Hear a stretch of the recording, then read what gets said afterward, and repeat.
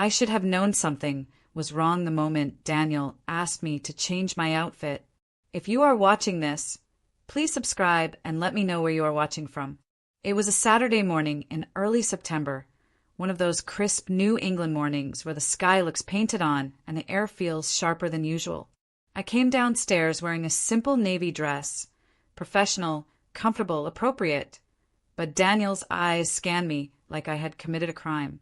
"Can you wear something nicer?" he said without looking directly at me. "Mom's new home celebration is a big deal." I froze halfway down the stairs. "This is nice." He shrugged the way someone shrugs at a waiter who brought the wrong order. "Just go change. My mom notices those things." Those things. He meant my clothes, my appearance, everything that wasn't good enough for his mother. I changed anyway. Something inside me whispered that this wasn't the day to argue, and I had a bad habit of trying to keep the peace, even when the peace came at my expense. An hour later, we were pulling up to Linda's new house, a freshly renovated property worth more than both our annual incomes combined. The driveway was lined with cars I'd never be able to afford in this lifetime, sleek, spotless, status symbols in metal form. As we walked toward the entrance, Daniel kept adjusting his shirt, smoothing his hair, checking his watch like he was preparing for a job interview. When Linda opened the front door, I was greeted with a tight smile that felt colder than the marble floors inside. "You made it," she said, her voice sweet but stiff. Her eyes flicked over my dress in a quick, dismissive sweep. Daniel stepped forward eagerly. "Mom, the place looks amazing." Linda's face warmed only for him. "Thank you, sweetheart." Then she turned to me. "I hope you didn't struggle finding something appropriate to wear." My heart stung, but I forced a smile. "No, I'm fine." She nodded, completely unconcerned. "Good. I'd hate for the neighbors to get the wrong impression." Daniel didn't defend me. He didn't even react. He just slipped inside and left me standing there with humiliation clinging to my skin. Inside, the house looked like a luxury furniture showroom. Open spaces, delicate lighting, velvet cushions, artwork with price tags that could fund a year of childcare. Every detail whispered money. Linda thrived on moments like this, events where she could show the world she had won at life.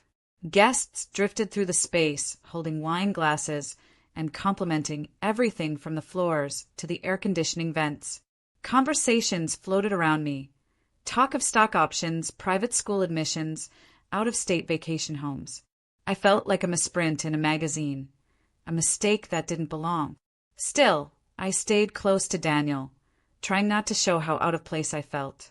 But slowly, he drifted into conversations that didn't include me. Soon, I was standing alone near the kitchen island as people brushed past me like I was part of the decor.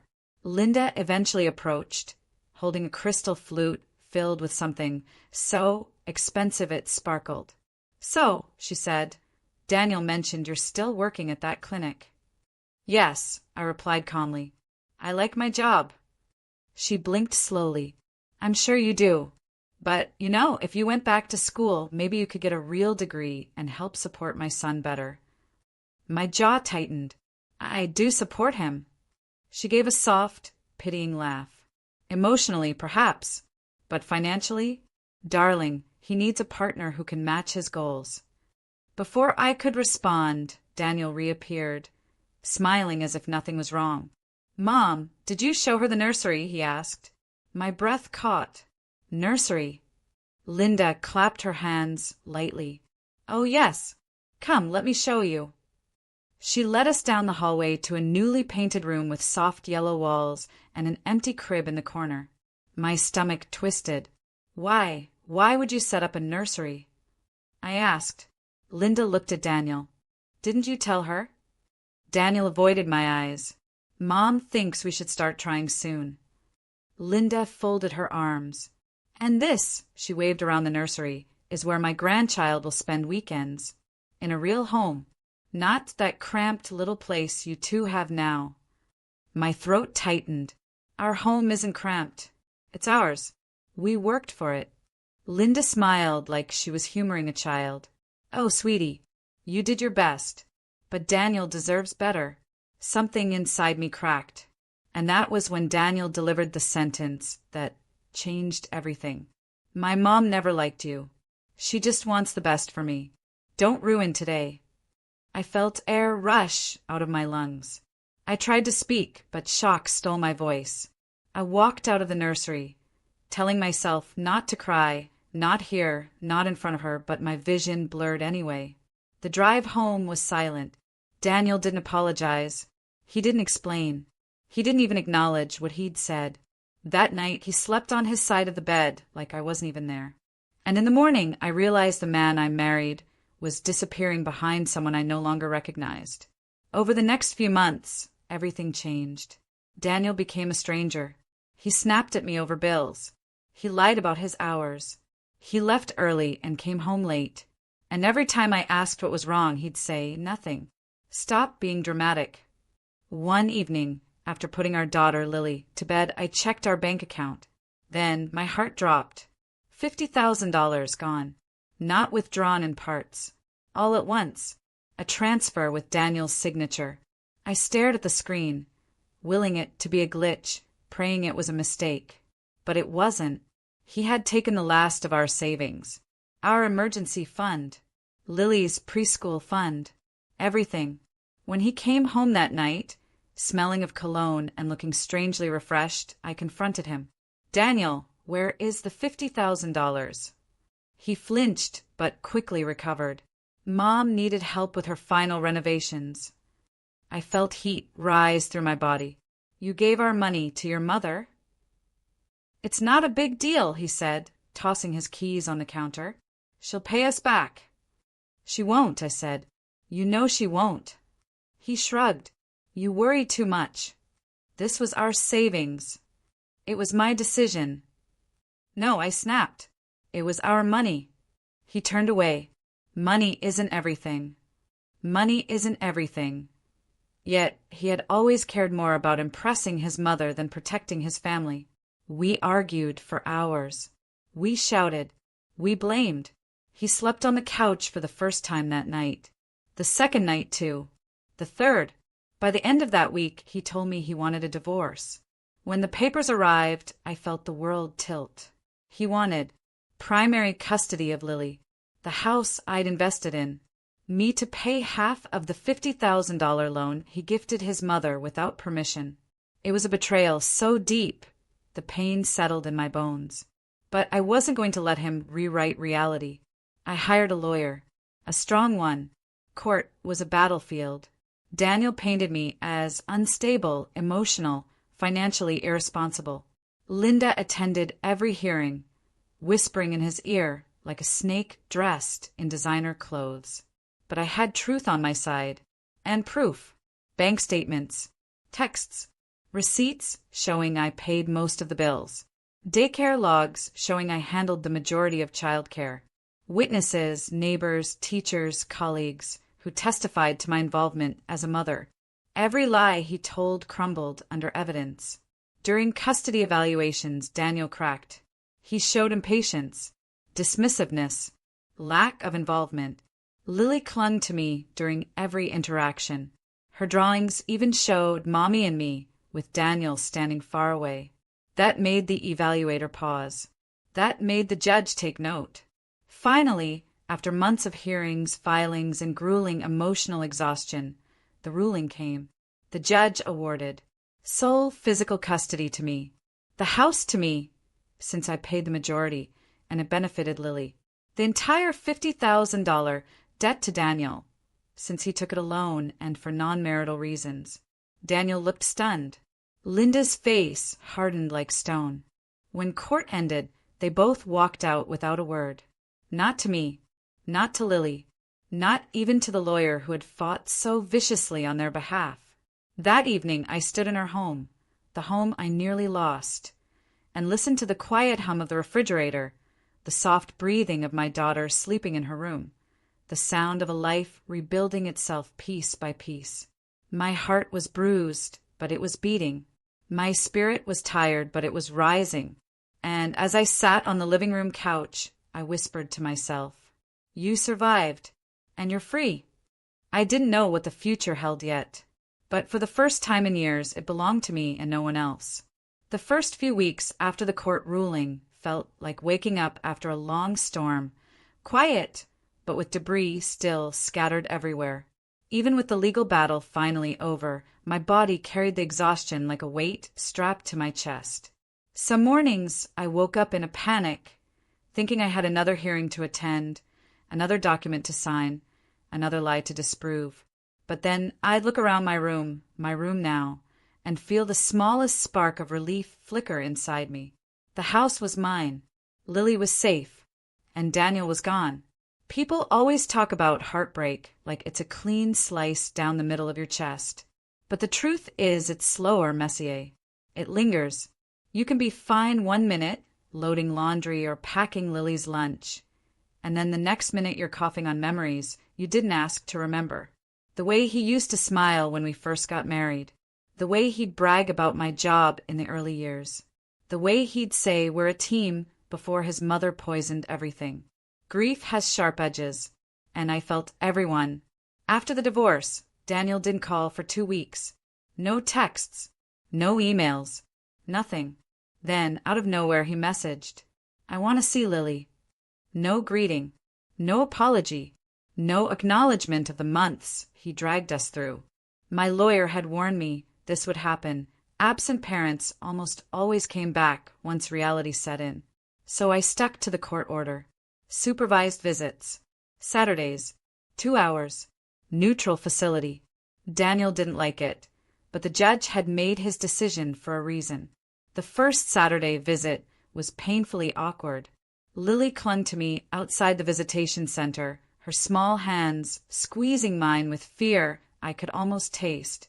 "Mommy, I don't want to go," she whispered. I kneeled down beside her. "You'll be okay, baby. I'm right outside, and the supervisor will be with you the whole time." Her eyes were glossy and wide. "But Daddy yells." My heart cracked all over again. I smoothed her hair, kissed her forehead, and held her longer than the clock allowed. Daniel walked in a minute later, wearing a forced smile that made Lily look away. He said, "Hey, kiddo," in a voice too cheerful to be real. She said nothing. The supervisor led them inside. I sat in the parking lot with my hands shaking, the minutes crawling like hours. When the visit ended, Lily burst out of the doors and ran straight into my arms. "Mommy," she cried. Daniel followed, frustrated, eyes darting toward the supervisor as if hoping for a glowing review. Instead, the supervisor quietly said, "We'll discuss next week's improvements at check-in." Daniel's face twitched, but he said nothing. On the drive home, Lily sat quietly in the back seat, swinging her legs. I waited, giving her space, but after 10 minutes she spoke. "Daddy asked me if you made me say things about him." My jaw clenched. "What did you say?" "I said no," she answered. "Because you don't lie." I reached back and squeezed her hand. "That's right, sweetheart. We don't lie." She nodded. "Daddy got mad." I swallowed the lump in my throat. "You did nothing wrong." But inside, anger simmered like a pot left too long on the stove. Meanwhile, Linda started calling Daniel's phone constantly during his visits. The supervisors noted it.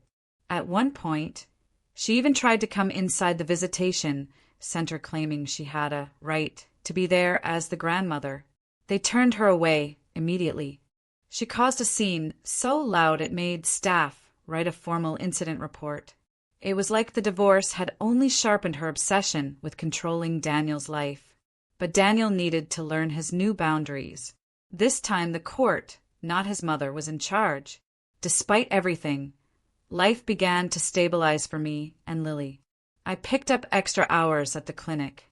I refinanced the mortgage into my name only. I repainted 2 of the bedrooms. I even bought a small second-hand bookshelf and filled it with Lily's favorite stories. One night, while sitting on the floor reading to her, she leaned against me and whispered, "I like when it's just us." I held her closer. "Me too, baby." And I meant it. Weeks passed. Daniel's supervised visits continued. Sometimes he tried too hard, bringing expensive toys, making promises he couldn't keep. Sometimes he barely tried at all, showing up late, sneaking glances at his phone, sighing through most of the visit. But Lily was always steady. She didn't ask for more than his presence. She didn't want toys or gifts, just effort. Something Daniel still didn't understand. Then one Friday evening, everything changed again. I had just finished cleaning the kitchen when my phone buzzed. It was from an unknown number. "This is Officer Ramirez. Please give me a call when you can regarding Daniel R." My stomach lurched. I dialed instantly. The officer answered on the second ring. "Ma'am, Daniel was in a car accident this afternoon." My heart dropped. "Is he?" "He's stable," the officer said, but he admitted to having a few drinks before driving. I closed my eyes.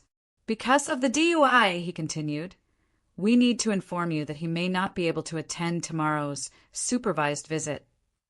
I exhaled shakily. "Thank you for letting me know. Ma'am, there's one more thing. He tried to call you several times. He said you're the only one he trusts." I stared at the wall in disbelief. The only one he trusts? This man who dragged me through hell? The same man whose mother tried to destroy me? I thanked the officer again and hung up. Later that night, Daniel texted. Long paragraphs. Apologies spilling everywhere. Regrets. Admissions. He said he was sorry for everything. How he treated me. How he listened to his mother. How he let money and pressure turn him into someone he didn't recognize. He said he missed us. He said he needed help. He said he wanted to be a better father. And then he wrote something that made my entire body go still. Mom never wanted us to work. She always said you were holding me back. I believed her. I shouldn't have. For a moment, I felt the old ache return. The ache of wanting to fix things, wanting to make the pain disappear. But I wasn't the same woman anymore. I typed slowly, carefully. Get help. Be consistent. Be sober. Be stable. That's what Lily needs. Not apologies. He didn't respond for a long time. When he finally did, he wrote, "You're right." That night, while Lily slept peacefully in her room, I stepped out onto the porch and let the evening air wrap around me. The sky was dark and quiet. For the first time in a long while, I didn't feel afraid of the future. It wasn't perfect. It wasn't easy. But it was mine. And I was learning, slowly, painfully, beautifully, that rebuilding wasn't about pretending the old house never fell apart. It was about choosing what to salvage, what to leave behind, and what to build stronger than before. Over the next several days, Daniel's "do-I" lingered in my mind like a shadow that kept stretching into places I didn't want it to reach. I wasn't worried about him as a husband. Those days were long gone. I was worried about him as Lily's father. No matter how angry I had been, no matter how many betrayals he carried on his shoulders, he was still the man who once rocked her to sleep, who cried the day she was born, who used to read her bedtime stories until he drifted away from the version of himself we once knew. I didn't want him driving drunk. I didn't want him spiraling. I didn't want Lily to grow up with a father she feared or couldn't trust. But I also couldn't fix him. That part was over. The next supervised visit was canceled automatically after the DUI. I expected Daniel to text, an apology, an explanation, anything, but he didn't. Not for 3 days. On the 4th day, he sent a message that was surprisingly simple. I checked myself into a treatment program. I stared at the text for a long time before responding. That's good. He replied almost instantly. I want to be better for Lily, and maybe to forgive myself. Forgive himself, not me, not the court, not his mother. Himself. It was the first time he'd said something that didn't sound like he was reading from a script. Meanwhile, life for me and Lily kept moving forward. Work became a steady escape. I found comfort in routine. Morning rushes, phone calls, patient check-ins, insurance chaos, and the occasional toddler meltdown in the waiting room. The clinic was loud, unpredictable, and often exhausting. But it reminded me that I was part of something that made a difference. At home, I started building new rituals for Lily. Taco Tuesdays, movie Fridays, Sunday morning pancake shapes, unicorns, hearts, stars. She laughed more, cried less, asked fewer questions about Daddy. Children have a strange way of healing. They bend, but don't break. One evening, I was folding laundry in the living room when the doorbell rang. The sudden sound jolted me, and Lily peeked her head out from her bedroom with a nervous expression. "Mommy, who is it?" "I don't know, sweetheart. Stay in your room for a minute." I walked to the door, heart hammering, half expecting Daniel to be standing there unannounced. But when I opened it, I froze. Linda, dressed in her pristine beige coat, diamonds around her neck, makeup flawless as always. She looked like someone stepping out of a magazine, except her expression was tight, brittle, almost desperate. "Hello," she said stiffly. My stomach tightened. "What do you want?" She glanced over my shoulder, scanning the house as if she were inspecting it for dust. I came to talk." "No," I said bluntly. "We don't have anything to talk about." She lifted her chin. "It's about Daniel." I nearly shut the door right there. "I don't care." Something flickered in her eyes. Hurt? Anger? Pride? I couldn't tell. "He's in treatment," she said. "You know that?" "Yes." She nodded, as if expecting me to ask for details. When I didn't, her lips tightened. "He's struggling," she added. "For the first time in his life," I replied sharply. "Maybe he needs to." Linda sucked in a breath. "I didn't come here to fight." "Then why did you come?" She hesitated, then softly said, "I don't want Lily to hate her father." I stared at her, really stared, and for a moment I didn't see the woman who sneered at my degree, criticized my home, and dismantled my marriage with whispers and manipulation. I saw a mother afraid of losing her son, afraid of consequences she never imagined would land on her doorstep. But I also remembered every wound she inflicted, every moment she pushed Daniel further away from our family, every time she called me not good enough. I didn't know her compassion, but I owed Lily clarity. "She doesn't hate him," I said firmly. "She's scared, and that's not the same thing." Linda swallowed hard. "I know you think I'm the villain." "Because you were," I said without hesitation. "You treated me like I was disposable. You told him to leave me. You told him I was dragging him down." Her shoulders shook, just barely. "I thought I was protecting him," she whispered. "From what?" I demanded. "A wife who worked, paid bills, stayed loyal, supported him when he had nothing." She flinched at every word. "I was wrong," she admitted. "It stunned me." I didn't think those words existed in her vocabulary. "I pushed him too hard," she said. "I made him feel like he had to impress me. I didn't realize how much pressure he was under until—" She didn't finish the sentence. She didn't have to. The DUI was the full stop at the end of a long, tragic sentence. I crossed my arms. "You can tell the court you're sorry. That's where this matters. Not here." She blinked quickly, like she didn't expect that response. "I will," she whispered. "And I'll leave you alone." "Good." She nodded once, defeated, and turned to leave. But then she paused on the steps, her back still to me. "Take care of him," she said softly. I almost laughed. "No," I replied. "I'll take care of Lily. Daniel needs to learn to take care of himself." Linda didn't argue. For the first time ever, she just nodded and walked away. The next week, Daniel's treatment center confirmed he was actively participating. Therapy, group sessions, addiction education, coping strategies. His first supervised visit after rehab was different. He appeared humbled, sober, quiet. Lily didn't run to him, but she didn't hide either. She walked over slowly and let him hug her, her body stiff like she wasn't sure what to expect. But Daniel didn't push.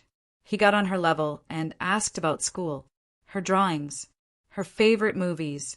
He listened, really listened, and something in Lily softened. When the visit ended, she didn't cling to me like she used to. She looked happier, the supervisor noted quietly. He seems to be trying. Trying. The word sat with me for days. Trying doesn't erase damage. Trying doesn't undo trauma. Trying doesn't rewrite years of neglect. But trying is a start. And sometimes, a slow start is better than no start at all. As weeks passed, small things began changing in ways I never expected. Daniel apologized during every visit, not in dramatic monologues, but in steady, consistent ways. He asked me what Lily liked to eat, what routine she had, what made her smile. He never asked about us. He never pushed for reconciliation. Just parenting. Just Lily. And that was enough. One evening after a visit, he approached me in the parking lot. Carefully, respectfully. I filed paperwork, he said, to take full responsibility for the $50,000. I don't want you involved in it. I stared at him, surprised. Thank you. And I'm clearing out the account I shared with my mom, he added. I should have done that years ago. I didn't respond. I just nodded and took Lily's hand. As we walked to the car, she looked up at me and whispered, Daddy's different. I squeezed her hand. Yes, I said softly. He's trying to be. And for the first time in a very long time, that statement didn't scare me. 2 months passed, and for the first time since the separation began, life stopped feeling like a never-ending emergency. Things weren't perfect, far from it, but they were quieter. And sometimes quiet feels like a miracle after chaos. The custody case was still ongoing, hanging over my head like a storm cloud that refused to move. But there were moments, small but meaningful, when I felt the sun peeking through. Lily laughed more. I slept more. Even the house felt warmer. Daniel remained in treatment longer than anyone expected. He stayed through the entire program, 30 days plus an extended 30. When he finally completed it, the center sent me a detailed summary for the court. He attended every session, participated, showed remorse, worked through childhood pressure, acknowledged codependency with his mother, and, shockingly, expressed understanding of the strain he put on our marriage. Reading that last part hurt more than I expected. It reminded me that he could have been this version of himself long ago, but didn't choose to. Not until the cost became unbearable. Still, healing doesn't erase history. It only gives people the tools to face it. The first court date after his treatment was scheduled on a cold Friday morning. I dressed in simple black slacks and a navy blouse, professional, calm, nothing dramatic. I didn't want the judge thinking I was trying to perform. When I arrived, Daniel was already there, sitting alone on a bench outside the courtroom. His posture was straighter than before, his face clean-shaven, no alcohol smell, his eyes clearer. He stood when he saw me. Hi. Hi. He swallowed. You look well. Thank you. Awkward silence stretched between us for a moment. Before either of us could speak again, his attorney approached him, and mine approached me, guiding us into the courtroom. The hearing was tense, not explosive, but tense in a quiet way that made every whispered word feel sharper. The judge reviewed Daniel's treatment progress, the DUI, the financial documentation, the effects on Lily. When the subject of custody came up, Daniel didn't argue. I want to earn more time, he said plainly, but not before she feels safe. I'll take supervised visits for now. My attorney whispered, that will look very good to the court. It also took the air out of the fight I expected, a fight I had been preparing for, bracing for, expecting like clockwork. But Daniel didn't give it.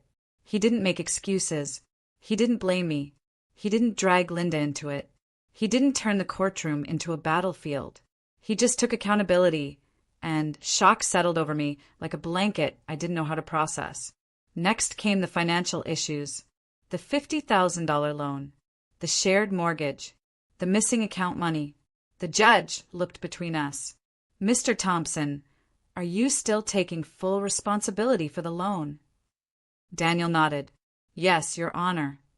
And the mortgage? I want us both off the house. She should stay in it. I'll refinance out. My breath caught. Even my attorney raised her eyebrows. The judge scribbled notes. That is unusual but commendable. It was more than commendable, it was shocking. The fight I feared wasn't happening. Instead, I watched a man unravel his old self right in front of me. When court adjourned for the day, I gathered my papers, ready to leave quickly before emotions got complicated. But as I reached the hallway, I heard someone calling my name. Daniel. I almost kept walking, but something inside me, a small, reluctant thread of compassion, made me stop. He approached slowly, like he didn't want to invade my space. "Thank you," he said quietly. "For what?" "For not painting me as a monster in court." "You're Lily's father," I replied. "I'm not trying to destroy you." He nodded, eyes softening. "It means more than you know." For a moment, we stood there in the busy hallway, a pair of people with years of love, pain, resentment, disappointment, and memories between us. Not friends, not enemies, just two people trying to rebuild pieces of a life that fell apart. In the weeks that followed, Daniel began a post-treatment program, weekly therapy, addiction meetings, parenting classes. The court loved it. It wasn't performative. It was genuine. His visits with Lily remained supervised, but they went smoother. Lily became more comfortable, less stiff, less anxious. One day after a visit, she hopped into the car and said, "Daddy painted with me today." He drew a cat, but it looked like a potato. Her laughter filled the car, and something tightened in my chest, a blend of relief and sadness. Relief because she was healing. Sadness because this was how things should have always been. But the past is permanent. We don't get to rewrite it. We only get to move forward from it. Then something unexpected happened. On a Thursday afternoon, while I was finishing up paperwork at work, my phone buzzed with a number I didn't recognize. "Hello. Is this Mrs. Thompson?" "This is she. This is Nurse Cullen at the recovery facility. Your husband, well, your ex-husband, has listed you as an emergency contact for something that occurred during group therapy today." My heart plummeted. What happened? He's not physically hurt, but he had what we would medically consider a psychological breakthrough. It was intense. He shut down emotionally afterward. He requested you. Me. I wasn't prepared for that. "Yes," the nurse said gently. "He said he felt safe talking to you." Safe. The word hit differently. It wasn't romantic. It wasn't manipulative. It was vulnerable. By the time I arrived, Daniel was sitting outside on a bench near the entrance. His elbows rested on his knees, his eyes distant. Not broken, just raw. He looked up slowly when he heard my footsteps. "You came," he whispered. I sat beside him on the bench, without saying a word at first. The late afternoon light stretched long across the pavement, painting everything gold and quiet. He rubbed his hands together, the way he used to when he was nervous. "They said you had a breakthrough," I finally said. He gave a small, shaky laugh. "That's one word for it." I remembered everything I'd been avoiding. What I did to you, to Lily, to myself. I thought I'd made peace with it, but I hadn't. I just buried it. Silence settled between us again, but it wasn't heavy this time. It was honest. "I'm not here to fix you, Daniel," I said softly. "I can't do that." "I know," he replied, his voice almost a whisper. "I'm just grateful you showed up. I didn't expect you to." I looked at him, really looked at him, the man I'd once loved, the man I'd once feared, the man who was finally learning how to live with his own reflection. "You don't have to thank me," I said. "Just keep doing the work. For Lily. For yourself." He nodded, eyes wet. "I will." We sat there until the sun dipped below the horizon, saying nothing else. It wasn't reconciliation. It wasn't closure, either. It was something quieter, acceptance. When I finally stood to leave, Daniel didn't stop me. He just said, "Tell Lily I'm painting again." I smiled faintly. "She like that?" As I walked back to my car, the evening air felt different, lighter somehow. The past hadn't changed. but the future no longer felt like a wound. It felt like something that could slowly heal. And for the first time in a long while, I believed it might.